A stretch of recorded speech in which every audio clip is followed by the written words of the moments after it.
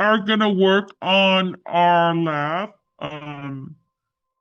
Like I said, right, ideally we would do an AWS security lab or an Azure lab, but limitation. So we are gonna look at Shodan and how it's able to identify some vulnerable systems. So in the case if you need to test your servers that you put on the cloud, this is a way to kind of start.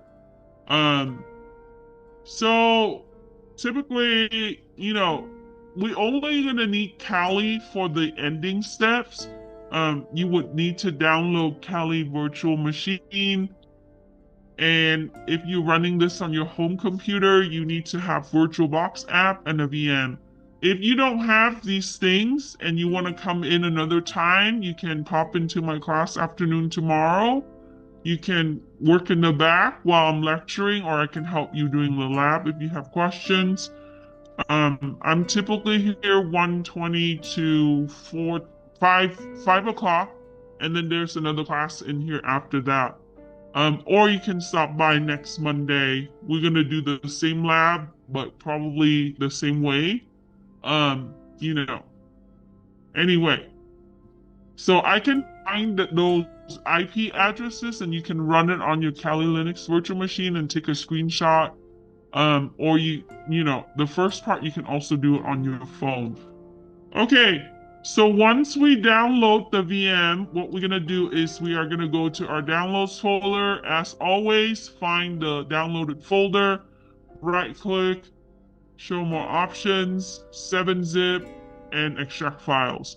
If you already have this extracted for last week, you can use the same VM. It hasn't changed. Um, and then I would have an extracted folder. I'm gonna then open up my and I'm gonna mount the virtual machine. If you double click it, it's just gonna do the default. So let me remove this one from my other class. I'm gonna go ahead and add, and then I'm gonna find my downloads to locate the extracted virtual machine and open up its subfolder and then locally. Just like any scan, if you're gonna be intensively scanning, just give it more RAM by clicking settings. And then 8000 is good if you have enough RAM on your system to accommodate, and the processor is 4. Okay. So I just simply click setting before I start the machine. If you already start the machine with dual core and 2 gig of RAM, that's fine too, because it's not too much we're doing today, but we can change it if you need. Okay.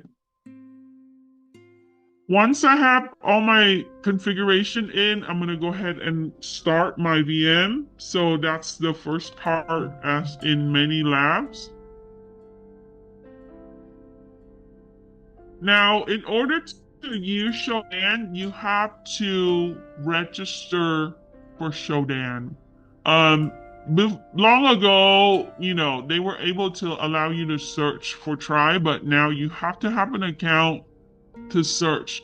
So if you're looking at IP cameras, ICS systems, servers, anything that is publicly connected, you see it.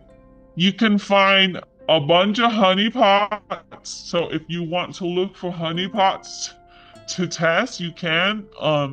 Now, just like any system, you have to ask for authorization when you are running these active scanner. So it's always good to reach out and ask them, even though you see worldwide with the view that we have, right? So what I'm gonna do is once my Kali is booted, I can log in. You can also watch this video later on. I'll try to post it tonight. So here's my desktop, right? What we're gonna do is we are going to log into Shodan. Yeah, you can't. They block it here. You can use your phone.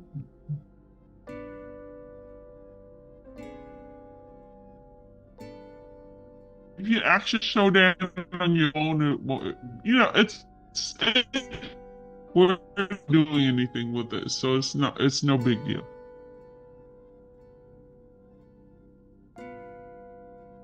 Okay, so in order to sign up, you can click on the link that I provide, or you can search for Shodan.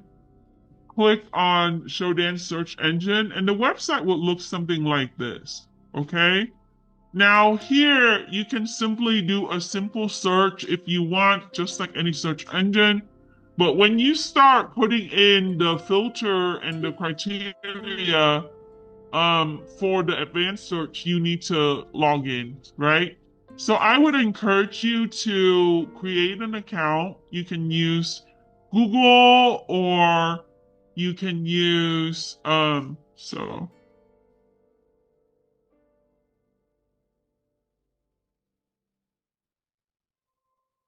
I had previously created an account, and with your account, you also would be able to access API keys because Shodan does work with other security tools. And you can read their documentation if you're more interested in like how they created it and so on. Yes, question? Yeah, on the Shodan.io website. And it's blocked. Yeah, so it's blocked.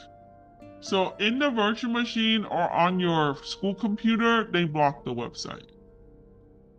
So you can use your phone to be able to create an account, or you can follow along. You can do it at home. That's up to you.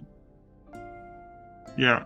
So for now, you know, I can't ask them to unblock Shodan because, I have to put in a ticket I can request, but typically they don't. So if you want to, so for part C, before some of us are gonna take off because we can do this at home, you can do this on the outside computer, on your regular computer, right? Your Windows computer, your Apple computer, you can. You don't have to run it in the virtual machine for part C, right? Um, and then until you get to part D, okay? So hopefully I'm able to give you some IP address that you can run on your VM today at the end, right? But you can follow along if you have a phone and you can access Shodan and create an account on your phone. That works.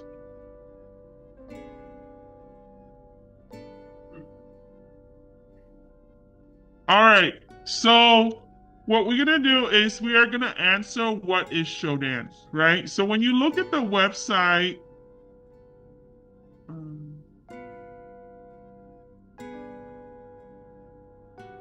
I'm going to use the outside computer and I'm on my hotspot. So Shodan is the search engine for IoT, internet connected devices. So any devices that is connected to the internet, right? Like your smart devices, your surveillance camera, your IP cameras, your honeypots, your web server, any of those devices can be found in the search engine. Okay? So are we clear with that? So we can say search engine for connected devices.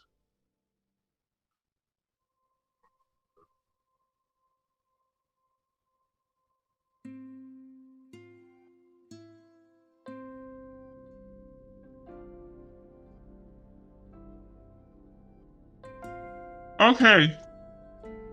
So if you read further, right, you would see the type of devices. So now, I need to log in. So the general information is here, right? Without logging in, you won't be able to access your dashboard. So I need to be able to log into this account.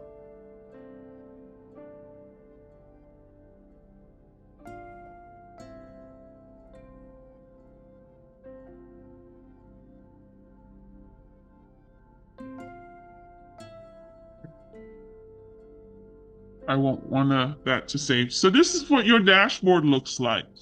And you always want to start with getting started here. You can also find this information on their website. Um, so if you click on what is Shodan, it actually tells you more than details than what you see on the landing page. Shodan is a search engine for internet connected device. We learned that on the landing page on their website. But it is a way that we can find systems, right? The host servers and all the devices that are connected to the internet. But these devices have to be public, and the configuration of the devices will be shared or will be found by using Shodan, right? So it tells you that the type of devices that you can locate is indexed, such as your small systems, your desktop that is connected to the internet, to nuclear power plants. So anything in between, right? Your web servers is definitely is discoverable.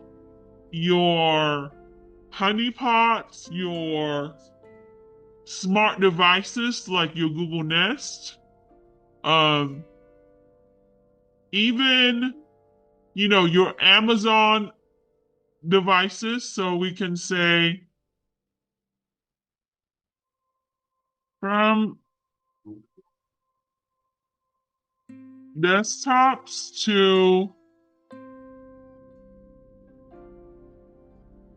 servers to nuclear plant. Why the nuclear plant? Because the controller for the nuclear is connected to a network, and the network is works to be able for maybe running application for management and so on, right? So if you connect anything to the internet, it's going to find. All right. So then what kind of information can you discover when you index the metadata? If you took forensic already, metadata contains file attributes, right? Characteristics. And for the system attributes, typically it would say it's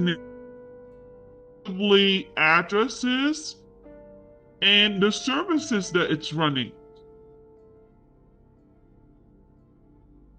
So here, if you look at it, it talks about the bulk of the data is grabbed through what's called a banner. And banner consists of headers that is related to service. So if you're running a web server, you would have HTTP header.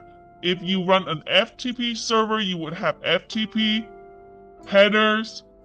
And there would be other headers. The reason why I have you write down is it makes more sense when you look at it, right? What they are. Yep.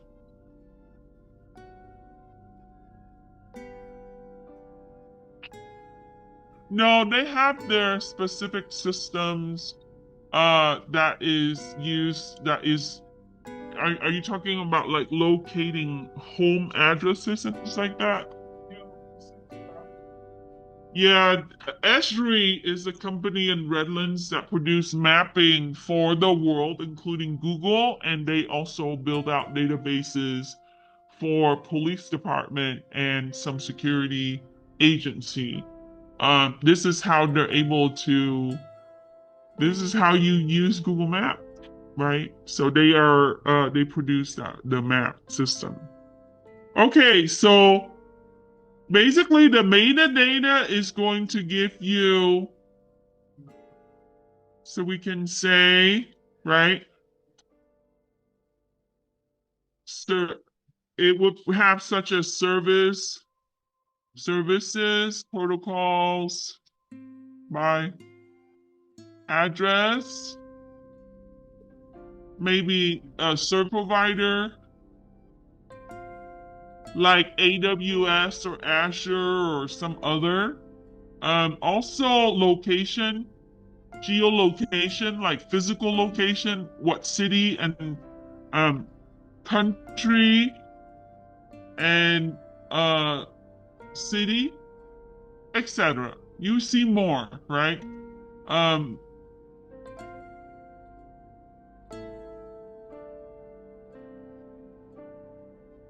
so once I have that information about my index metadata, I'm going to go back to the website and again, okay. So let me zoom up for a second. Then you're going to click the arrow key back. You're going to go back one page, back to your dashboard, and go through fundamentals. They actually have like the query created for you. So this is what a banner would look like, right? If you have done a lab on how you grab a banner, it's gonna look this. Okay? You can definitely use Python script to do this or a tool, but the 5 properties that you can find, properties really say speak to, system content and characteristics. That would be the data is it says that the main response to the service itself, right? IP address, port number, organization, and location. Okay, so I can copy this and and you don't have to put verbatim. So it asks you what are the 5 primary properties of your banner, right?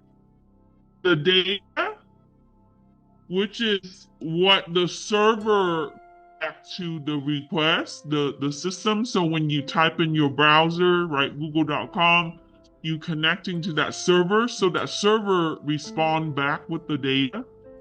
It's going to also give the address, right? So I'm going to highlight these so you can see. The port number, so if you're using HTTPS, that will show 443, which is what you typically see. A lot of web servers are going to pop up on our search result. Organization, that's going to be the company that owns that system or use that system, right? So it could be Amazon, it could be Microsoft. If it's a cloud system, it could be a private cloud, so it could be that ABC company, XYZ, right? And then location.country code, country_code. This is like US, Germany. You're gonna see different country that's gonna show up where servers exist or the system exists. So how do I search for IP cameras, right? You can go to the search bar and you just simply type in IP cameras, like that. Now, if you do it like this, what will happen is it's going to break your keywords into 2 elements, right? IP or cameras, right? So how can I better search? Can I put it like this? And this is your typical search engine, right? So I'm gonna go back and you can put in IP cameras into, so here it tells you that if you go down, search syntax, right? If you're looking for Moxa devices, you can simply put in that product information, Moxa and port. So if you are specific to the model or the product, right? IP camera is too general. Maybe I'm looking for Ring IP camera, or I'm looking for night owl IP camera, so you can search for the specific like product information. So you can just simply put that into your search query. So the answer to that is, how do I search for a device, right? Input device information, and you want it to be a little bit more detailed into search bar.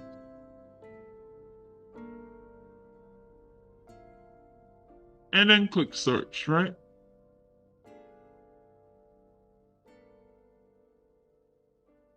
All right, that will be B. Now, how do I filter the search? So if you go to, the syntax area, you would do filter name and a value. Whatever that you want to filter, that will be plugged into value. Okay, we don't want to put in filter value exactly, but this is a placeholder. So you're going to do filter name, and then however you want to filter it, it's going to format it for you. Okay. So that will be how we would query our search.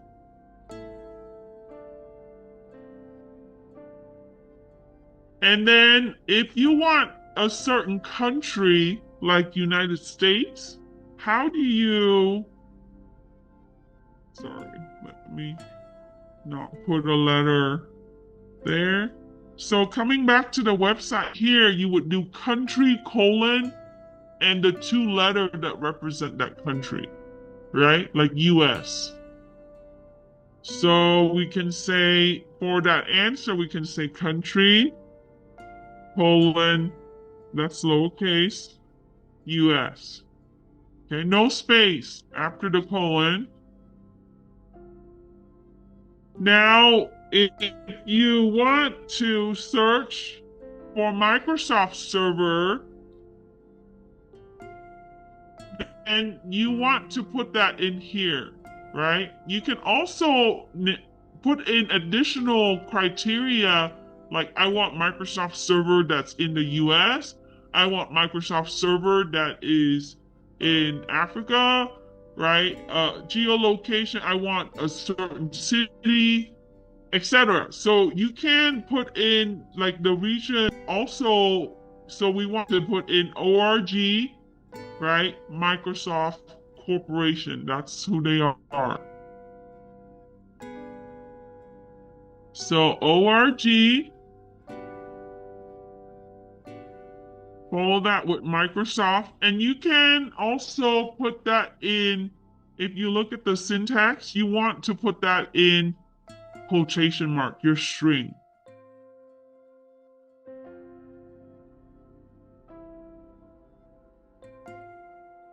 Microsoft Corp, like that, right?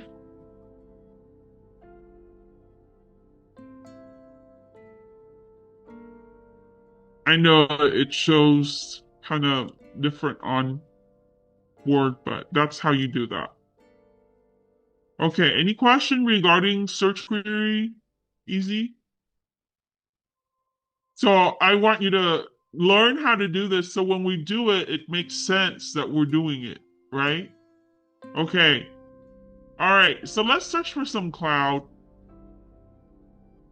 Then what we're going to do is we are going to look for Apache Cloud, okay? So now what we're going to do is we're going to click the back button on the browser menu, and we're going to search now. So you can do Apache Cloud just like that. That was the questions. So for Apache Cloud, you're going to see a bunch, right? If you do this on your phone, you just take a screenshot, put it on your cloud, and then add it to your document. But it will look like this. And I want you to pay attention to when we start searching, some cloud systems is going to not allow you to find it, right? So you typically see the status code from the band 400 if you cannot connect an error. But when you see the 200, that just indicates that you can see it responding to your, right? So this search engine allows us to find all of these systems. And if you look, you're going to see the type of servers they are. Honeypot, CN stands for Content Delivery Network. So if I'm gaming, who's the content delivery network? You guys stream, right? You watch Netflix? Are they a content delivery network? Yeah. Anything that has video, image, those servers offer you to access the content, right?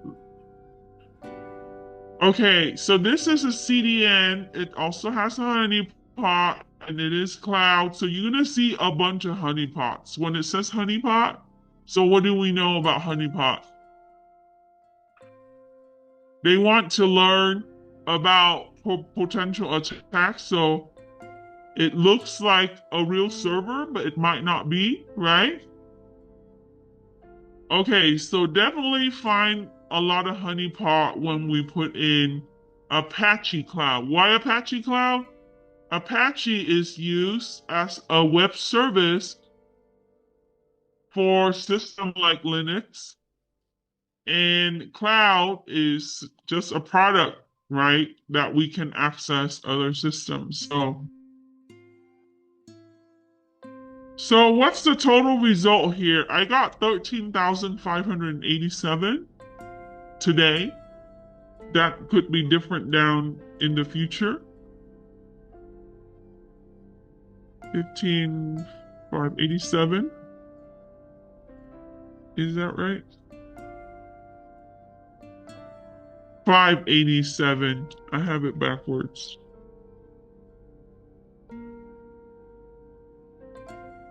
So what are the top ports?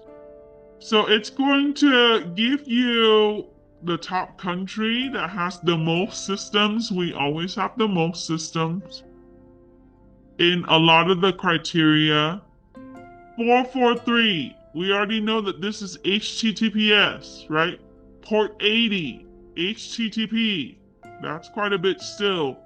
8081, likely that this is a host HTTP server, and that could be honeypot as well, right? All 8s.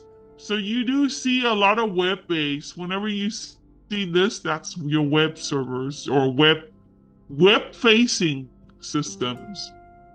Right? So coming back here, we can say what are our ports: 80, 443, or the other way around, 888, 848, 8080, right? And then sometimes you would also see 8887. So write down what you see on the left. And can we see honeypot? Yes, you can. How? You would see it's labeled for each of the not all of them are, but there's one there, right? There's another one. And the IP that you see here is public IP. Okay? So yes. Many. Okay, so now what we're gonna do is we are gonna search for this common vulnerability, and I put a link for you to learn about that vulnerability. So as an analyst, you are going to search for the vulnerability that could be impacting your system, and if your system has that vulnerability, it should show up on the result, right? So we can filter, your system information. But when so as an attacker, they are going to for the vulnerability mutation.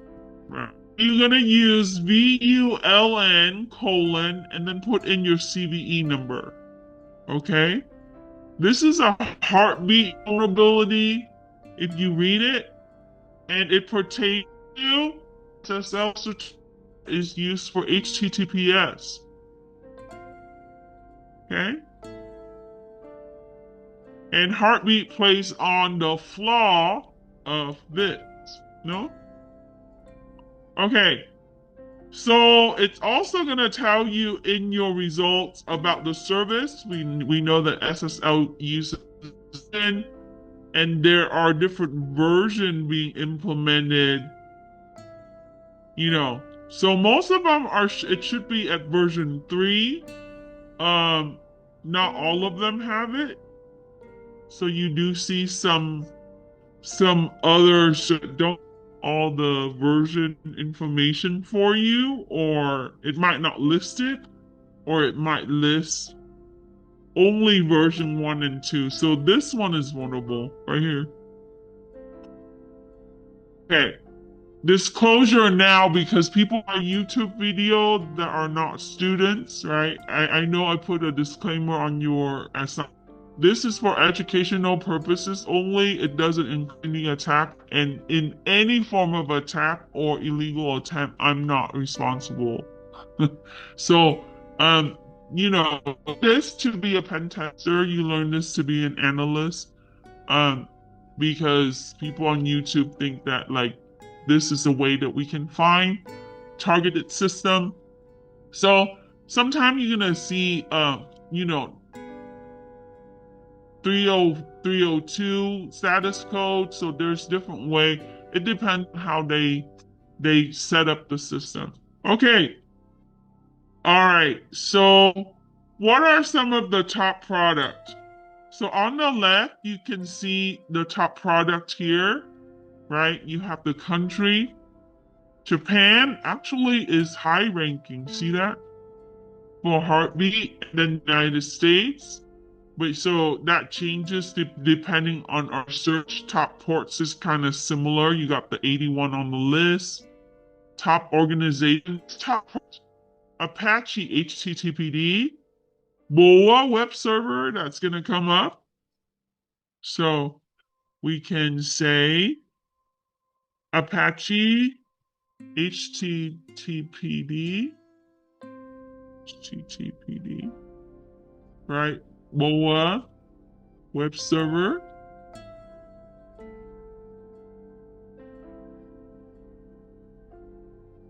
NGX, you know how to install this. We worked on a couple of labs that has it. That's for web server using Apache. And BOA HTTPD. So these are different packages that you use for web services. Some company would use specific products, right? Like NGINX, where other company would use BOA web server. That's just a variation in web. And then you got Hikvision IP camera. So it has the vulnerability. So if you have that camera, you want to be able to maybe possibly updates. And if you can't then and reconfigure for sure. So put down some of the top product, right? NGINX, and then Hikvision IP camera.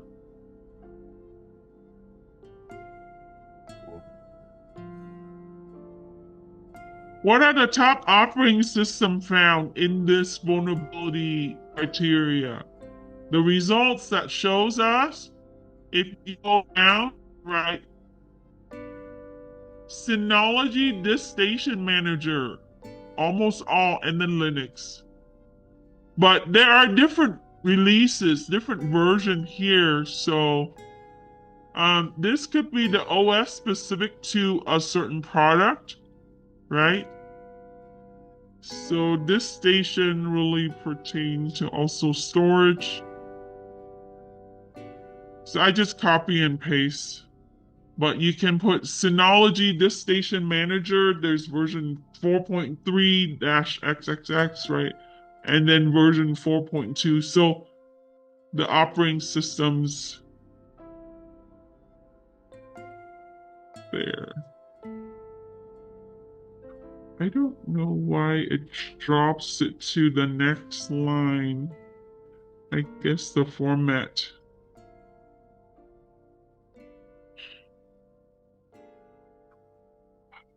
Linux 19. Let me double check to see if that's true. 19 is the count. So just Linux. So embedded system mostly, right? And Internet of Things are made of embedded systems, and some embedded system have specific OS version, where others, which would be your general Linux. You can make operating system from free OSD. So OSD allows you, it's like a version of Linux, and you can modify and customize it. So customizable operating system exists. This is what you see. And then also Android based platform is built on Linux as well. So you see a lot of these type of releases. Okay, so now let's find some AWS cloud systems, right? So you are going to put in Amazon because Amazon owns AWS. So coming back to your search or your search engine, you can put org:amazon.com. And you can put in the domain like this. That is good. It's broad though. Look at your results. 10 million, right? So the more query that you implement into the search, or the advance the search with additional query, is going to give you more narrow results. So you can narrow down your search. So we have a lot because Amazon exists in the United States, right? But they are also in other countries as well. And other countries also use Amazon as well, right? They might be hosting through AWS, so that's what you see here.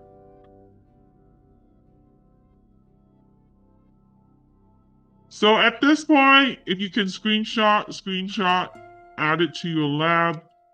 How many servers are hosted in the US? So the here is 5,694,812. So I'm gonna put it in the document so you can see.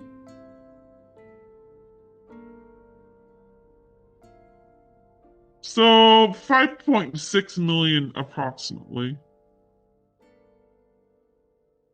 That's a lot, right? That's good business for Amazon actually. And that's the main money maker is the AWS. How many servers are hosted by AWS? Oh, I'm sorry, I added it to the wrong section. So this wrong question.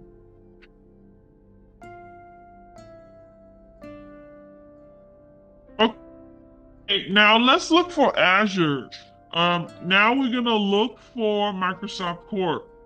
So for Azure instead of Microsoft Corp, because the banner is gonna pull the company that owns that system, right?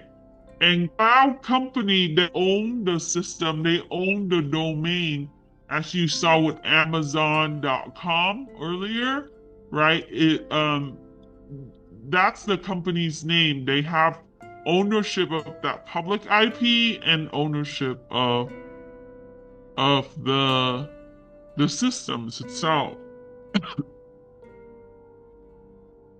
So we would now search for soft base.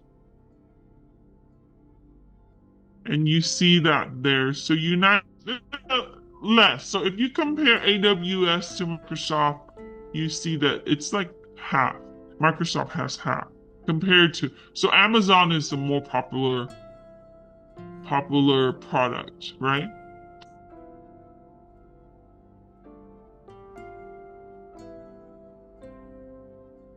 Take a screenshot if you have that.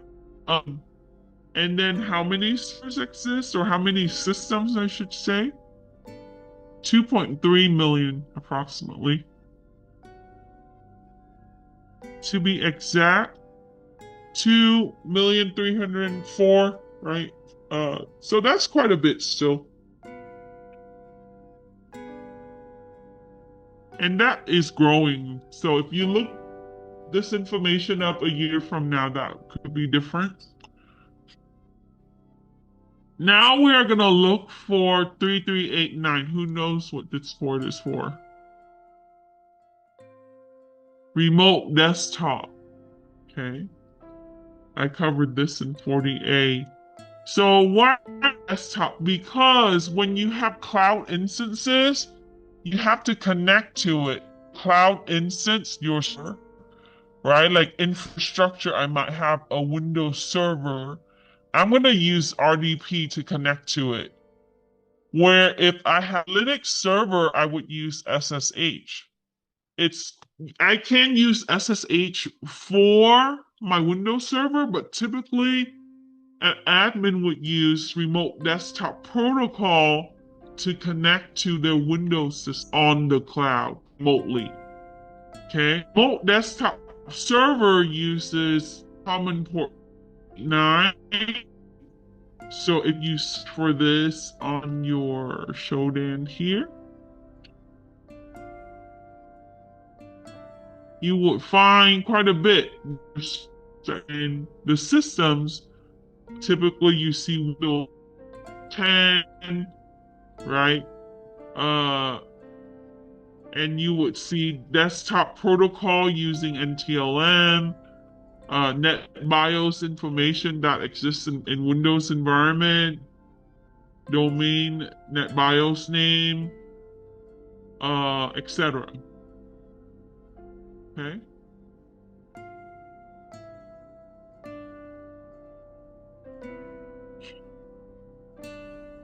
So we're going to the first result. You can see just an example, right? So here's the IP address. If you click it, it's going to give you the detail. Guess what, right? We search for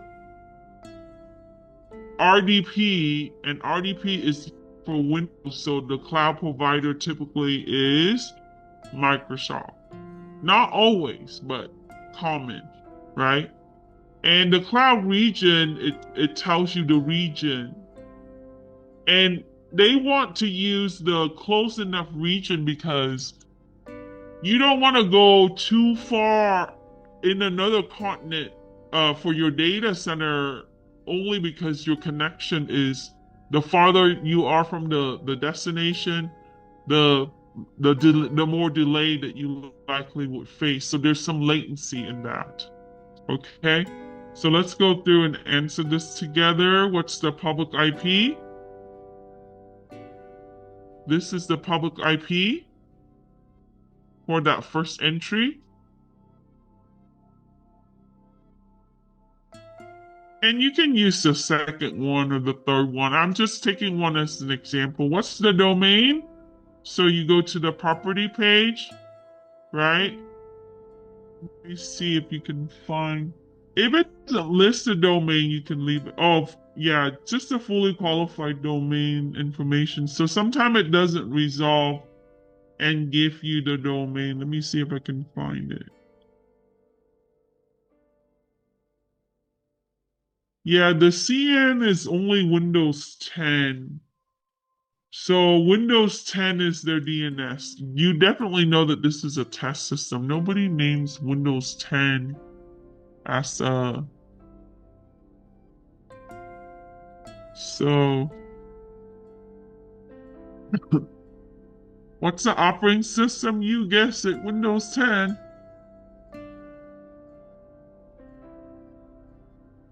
So you can look on the right side. It talks about the certificate. So it actually pulls a lot of the information for you in detail. So Windows Build 10.0, you know that it's Windows 10. So Windows 10. And then your target name.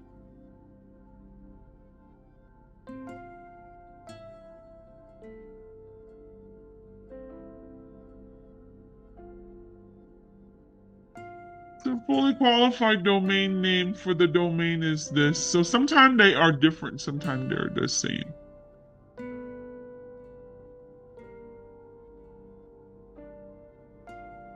All right.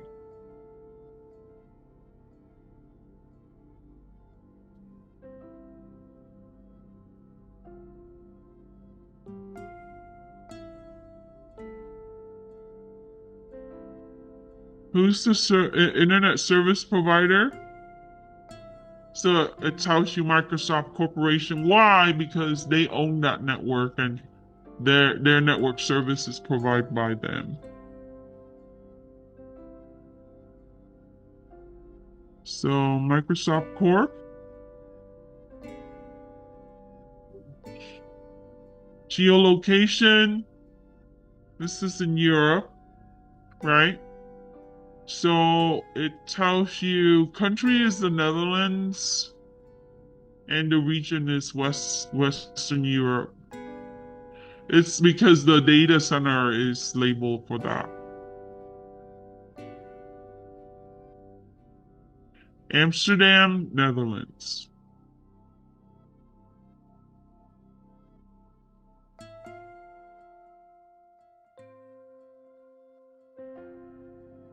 So that's how you can find the metadata information on the Shodan search engine.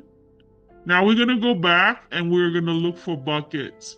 So I put a little bit of information why you were looking for buckets. On AWS, S3 buckets are used for storage. A lot of the times you can use S3 to store things like text message. Do you know how when you request, like let's say you reset a password and it give you those codes, right? It can be automated through these type of systems where it just generate these randomized code.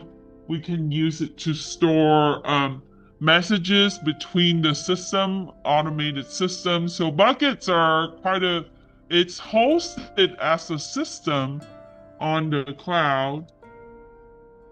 So we're going to go back and in the search bar, you're going to search for buckets. Okay. And you see different types. You got the cloud, you know, different type of product. When you see IIS like this, that's a Windows web server. Um, you know, there's Amazon Web Services. So there's different results that you're gonna get here. Okay, so if you see CDN, that's your content delivery network, and that usually is a server that provides images, videos, scripts, etc. content. If you see cloud label, that's typically for infrastructure. We talk about IaaS for storage or for SaaS, right? Or even platform as a service. So application hosting. Okay, so that's what the label's for. So what we're gonna do is we're gonna write down these public IP addresses and then we're gonna do some analysis with that. Okay, so you guys tell me which one to pick. We don't want this one. 302, status code. It's not responding. You want something that has the 200. Let's pick this one. So the IP is this.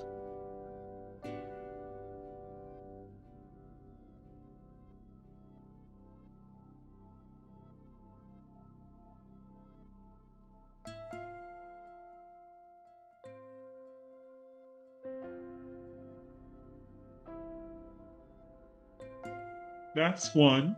Oh, is it a CDN? Sorry, I didn't pay attention. 1 second, let me go back. That one is a cloud. So you can put it for cloud. And then if you can find,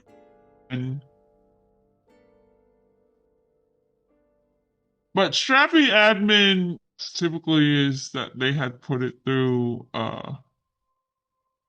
something else. You know, funny, last night I saw a lot of sand, but today none to be found. Or maybe, oh, buckets might not be. So we'll just pick a second IP. Let me find, let's do polite mail. That one's okay. Okay, so technically, when you do this, your server, right, your public IP for your server, if you're testing it, you don't want to just like scan them and, you can get in trouble, right? Shodan says that you can, in Europe, it's also a violation. In North America, it's a violation. Take care. Good night. Okay, so let's use these for now. Okay, so now we have the IP address. You guys record the IP address for the last part, and then we're done. Okay, this is a short section. So this is how you can go about using a search engine, narrow down your query, and then find the systems, right? Typically your system to see if it pulls up on the search engine. You might have a lot of cloud servers, so you would have more than, a few IP address. Now back to Kali. Okay, we're gonna plug each of these IP in for who is, and then take a screenshot, add it to your lab, and if there is a net range, then put it down. Sometimes it doesn't have a net range. It depends. Content delivery ones tend to have it, so I'm gonna log back into and I'm gonna open up my terminal. You can use Whois on the web as well.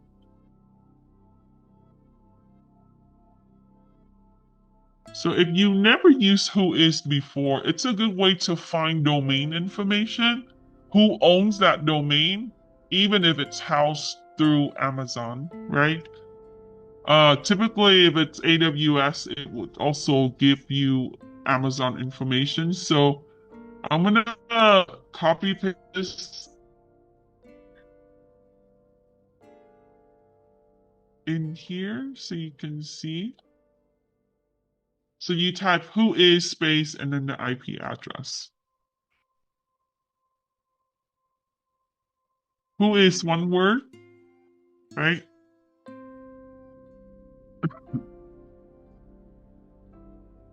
And this IP version 4. So now, sometimes you are gonna get a lot of details, but typically for AWS, this is what you're gonna get, right? So we can take screenshot of this. When I investigate or do audit, I typically do screenshots. So that way you can always go back and check and compare on the notes. So it tells me that it is Amazon AWS. We searched for that earlier, right? Let's go down and see if you can get a net range.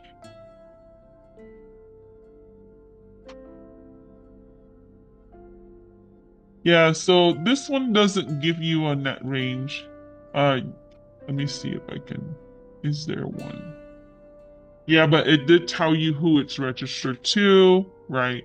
That IP address in the source. So when you do Whois, it will tell you the organization. Oh, it does give me a net range.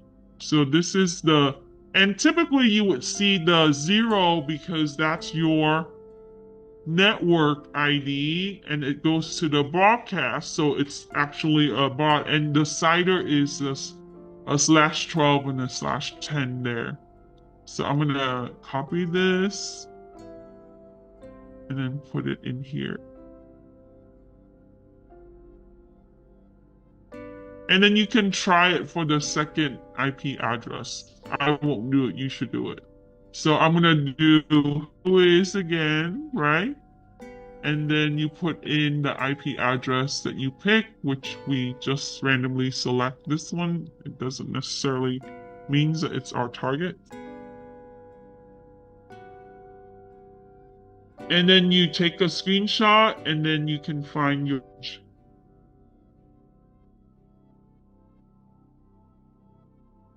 So once you configure your cloud servers, right, whether it's for a web server only, a web application server, some type of server that is web front facing, then you want to go through the process to test your security to see if it's vulnerable, right? Like what information is it pulling up for your systems that's on AWS? And then we are going to pull some banner. You can also run Nmap with the IP address. You learned how to do Nmap before, so.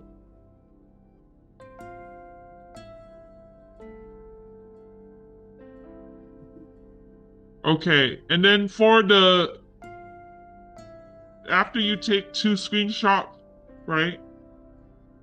And then answer your net range. So your net range for the next one, it should be 104.41.231.0, and it goes to the .255. Why? Because that's a network and the broadcast address. Any admin would know that. Sometimes you use a larger range, sometimes you have a smaller range, depending on your need. Now to fingerprint, which typically is the operating system. Actually, Shodan is written to fingerprint for you already, right? Earlier, when you click the IP address, it tells you the operating system, the web services, NGINX. That is fingerprint information. Why do we care about the fingerprint information, the operating system, and the version of software? Because they are vulnerable. If you're running Windows 10, likely that you're going to have vulnerability for the older version of Windows 10 compared to Windows 11, which there might be less security issues, right? It does have some issues, but, so you close out some gaps when you upgrade or update, typically. Okay, so for 27, we're going to do the same thing with the IP address. You're going to use what web for the first IP and for the second IP. So I'll just copy that in here so you can see. I just have a placeholder highlighted so you know that you plug your IP in there, but most of you know how to do this from before, and you would typically what web, and you would do that. Okay.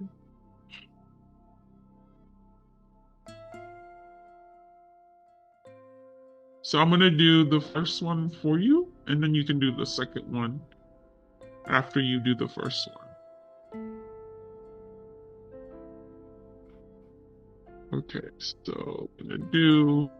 So what web is going to pull the banner, which has the headers. I meant to paste. And so here I am, right? But keep in mind that this tool is an active tool, okay? So technically we should be asking permission to do this. You can do what web in a stealth mode. You can read their documentation or go through the help option to look. Now, sometimes you get an error like this. Typical because sometimes they block it, right? Because typically it basically go and access that particular server, and if it respond, you're going to get a status code 200. I just went over this with my ethical hacking students. So 200 means everything is okay. It's responding after it does the handshake for TCP.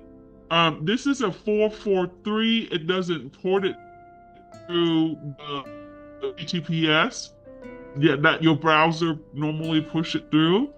And then the IP address is shown here. So take a screenshot. Now, I want to teach you how to read this because you're going to have to like identify the version of the software. You already know the country and all of those things. We talked about that before. It's self-explanatory, right? The title is the landing page that the index page when you visit this website or domain or system, right? Either the IP address or the domain. The X-frame options are some of the feature they are used for plugins. So some of these systems have plugins to have display some web content, sometime for font, sometime for how it's going to output, for DOM purposes, for download options, and it tells you X permitted cross domain policy. So they do have, you see that? They do have access management in place, but it allows there's access, allow credentials, so you have to authenticate to it in order to have access. So there are security policy in here. So these are security headers. Okay. And you can see that. So copy paste it over to your answer. It's easy. But as an analyst, you need to know sometimes it's a lot. Sometimes you kind of break it down. So, the frameworks, typically so these are headers. Headers are kind of labeled to the package. So it reads the label of the service and the, the, the services and the feature in that particular system, and that's what it's giving you. Okay. All right. So we got that. Then you can try on the second IP address. Now, when you do a curl, this is an I, not an L, okay? That's a capital I. I have to change the font.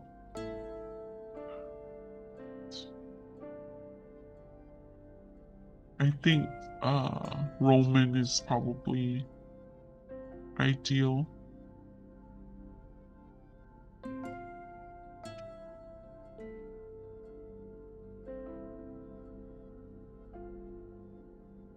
Everything looks like an L these days, huh? Microsoft Gothic. There, that's better. Okay. So a curl I,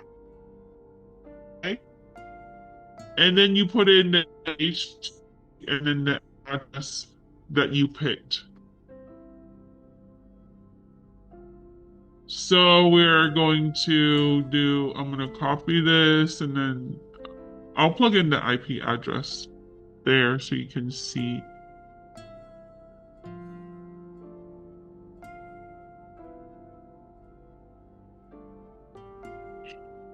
And then we just do the entire command together.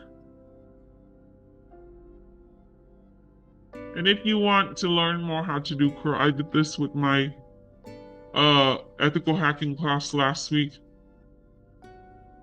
Okay, so it's gonna pull the same information because it's the same target.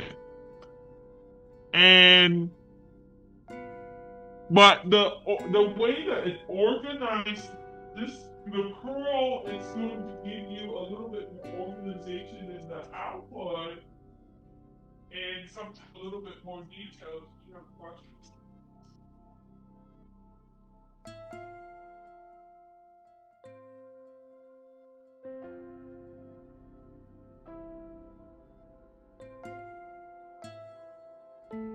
Well, as an analyst, you're gonna everything. So, but try to summarize some of it.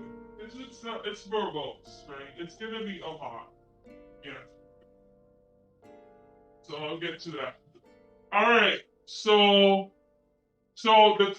in compared to what web, it gives you the content security policy very clear. It's just the way that they designed the actual command is the application is a little bit better. It tells you this is the server package version of the software for that server. So in order to make a website, you have to install NGINX, and that's the version.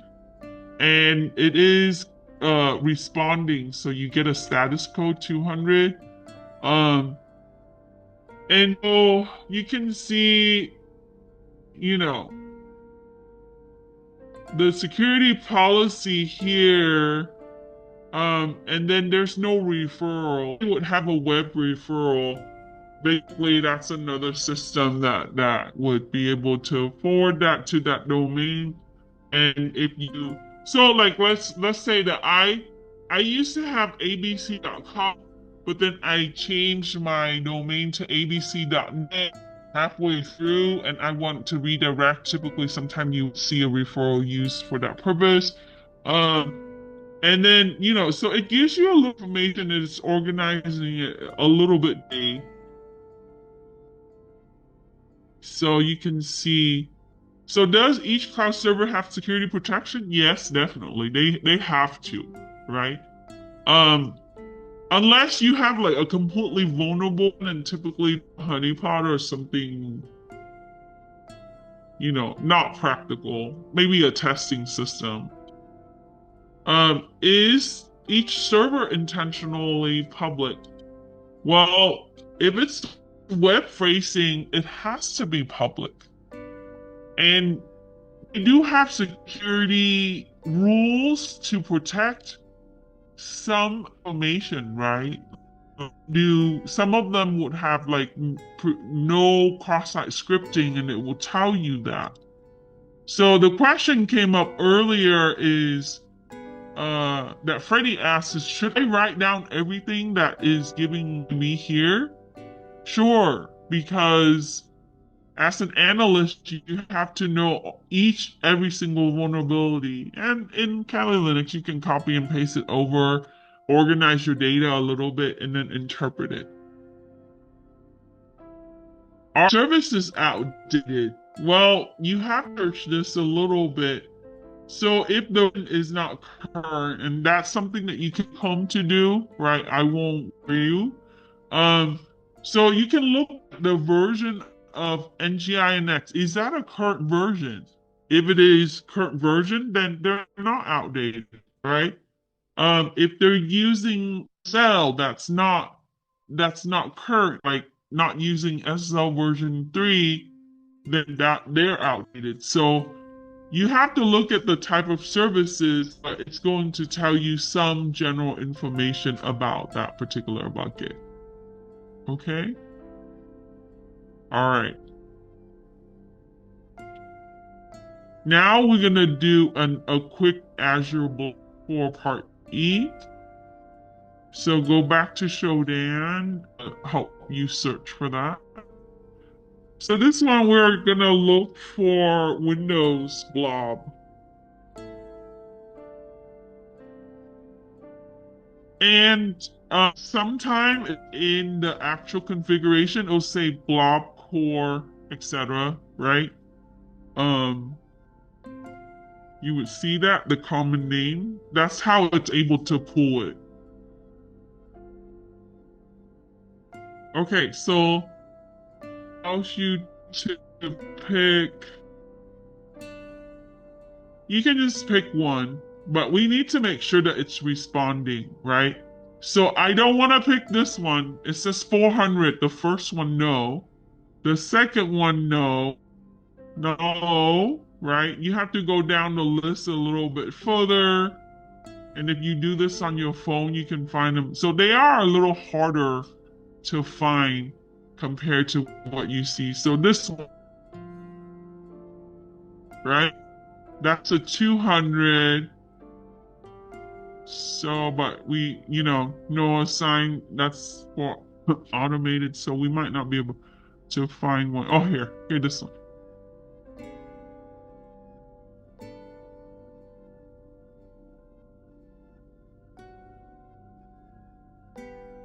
So IP, you can use something like this. Or you can find one that says 200 OK, and then it's responding. Otherwise, you can't pull anything from it. You can also use the one subsequent. This is span or single.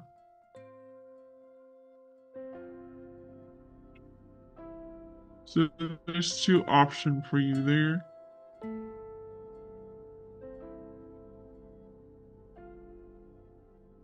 So the you who learn subnetting,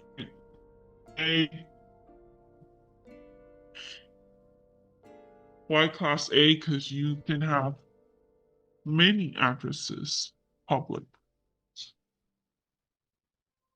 So you are going to repeat like who is, right? So it tells you here, 25 and do who is, what web, E1, and curl. Three simple commands. And then take some screenshots. And then go through each again. Security is rules that are set for security, and are there any kind of services that are outdated? So make sure that you document like the type of services, if a version number, look at to see if it's current. And that's all she wrote.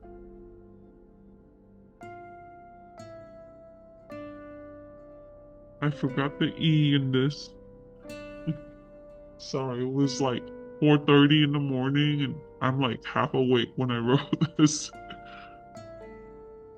So now the takeaway, right? You're able to use Shodan. You learn how to do search more than just entering some text in the search bar. You learn how to find connected system. You learn how to use that information to identify potential vulnerability about those systems that are cloud-based, related services, configuration information, port specific. So you can run Nmap with these IP, but again, like Nmap, you have to ask for permission. So answer these questions. What type of cloud system were discovered during this lab? We have looked at, right? We have looked at Apache Cloud, which is their cloud system, but things that are used for web using Apache. We have looked at AWS. We have looked at Azure. We also looked at Bucket on AWS, and we also looked at Blob on Windows or Azure.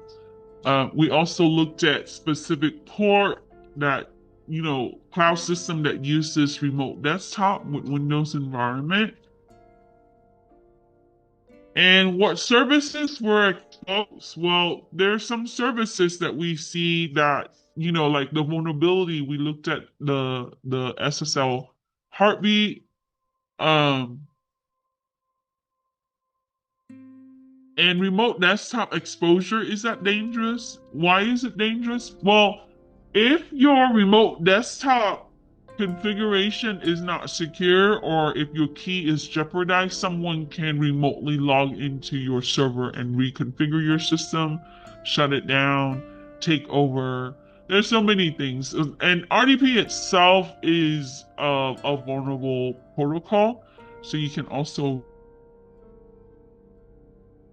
be using remote desktop in any form. You just gotta make sure that you're secure. If you're using SSH, you gotta protect your keys. And don't recycle your keys and so on. There's a lot of security practices there. And then the who is tells you who registered for that particular system or the public IP and the domain, if it is a web server. Um, and typically for the cloud, it's the cloud service provider, right? And then I will let you come up with the answer for E and F because that will be your personal. So, based on what you've learned as weaknesses from this lab about the cloud, how would you protect it, right? And you do see some of the results, it doesn't show you the information. Okay, when we're done, we can shut down our Kali Linux by typing in shutdown now. Good night. And do shutdown now, right? Now use 0 seconds for the shutdown command. Make sure we save our work and take our USB with us. Don't forget your USB if you brought one. And uh, you have until Monday to turn this in. You have time to work on these answers. I'm going to stop recording.